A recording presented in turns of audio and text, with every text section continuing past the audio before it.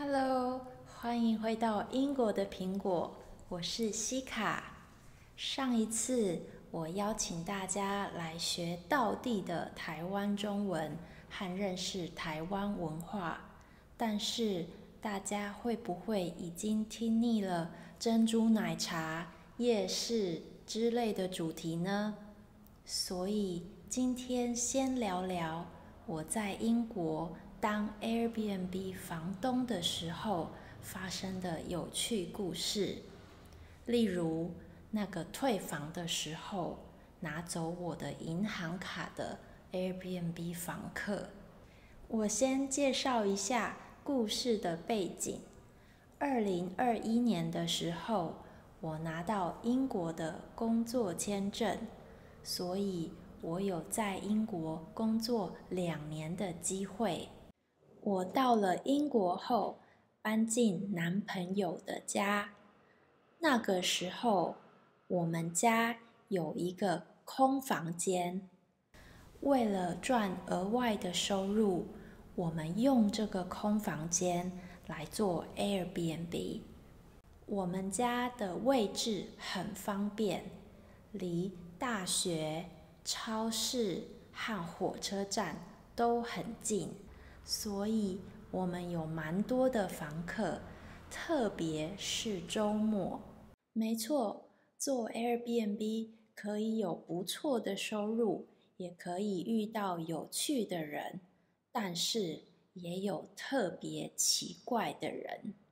接下来我要告诉大家3个故事。小明和小美是一对情侣，他们来参加一个派对。他们下午5点多出门，从派对回来的时候是晚上7点多。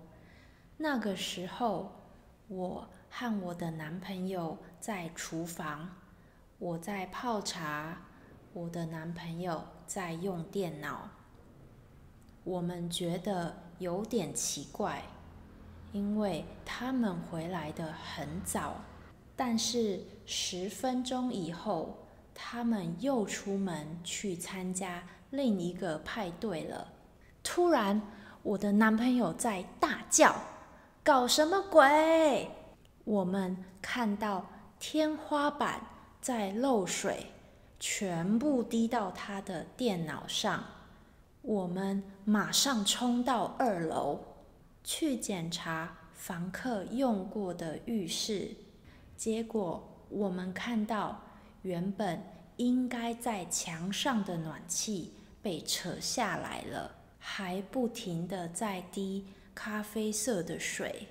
我的男朋友马上把暖气装回原位，我负责把臭臭的咖啡色的水擦干。30分钟以后，厨房天花板终于停止漏水了，但是留下了好大一块咖啡色的痕迹。好险，他们晚上3点多回来的时候，没有再把暖气扯下来。隔天早上，这对情侣什么都没说，若无其事地退房了。另一个房客叫小华，他穿着西装，看起来很帅，很有礼貌。他来参加公司的圣诞节聚餐，所以他订了1个晚上的单人房。那天晚上我们去睡觉的时候，他还没回来，我们睡着了。突然，我们被他的房间的声音吵醒了。这个声音听起来很奇怪，很像女生在说话，或是女生在叫的声音。我们觉得他可能在看色情片，所以我们就继续睡觉了。隔天早上，我和男朋友吃早餐的时候，我们听到他悄悄下楼、悄悄开门的声音，所以我们去客厅跟他说早安。但是他看到我们的时候吓了一跳，急着想把旁边的女人藏起来，反而是那个女人想跟我们打招呼，他只好很有礼貌地跟我们说早安，推着那个女人出门，有点尴尬地退房了。还有一个房客小珍，是来自中国的学生，她来找朋友玩。她从到达之后就一直在自己的房间里，她很安静，我们喜欢安静的房客。隔天早上，她准时退房，因为她要坐火车回伦敦。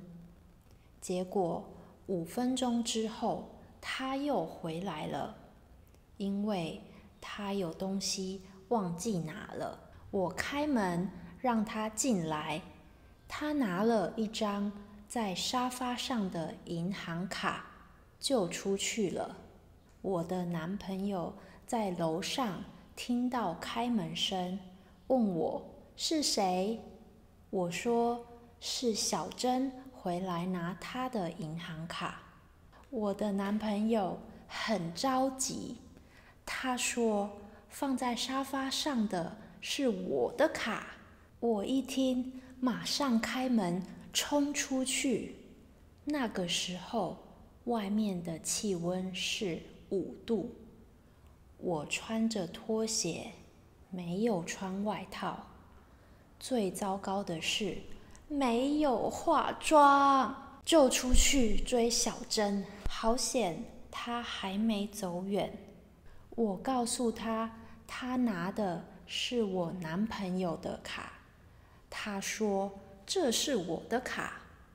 我请她看卡上的名字，她才发现她拿错了，又和我一起走回去找她的卡，但是没找到。之后我们收到他的讯息，说他已经回到伦敦，也找到他的卡了。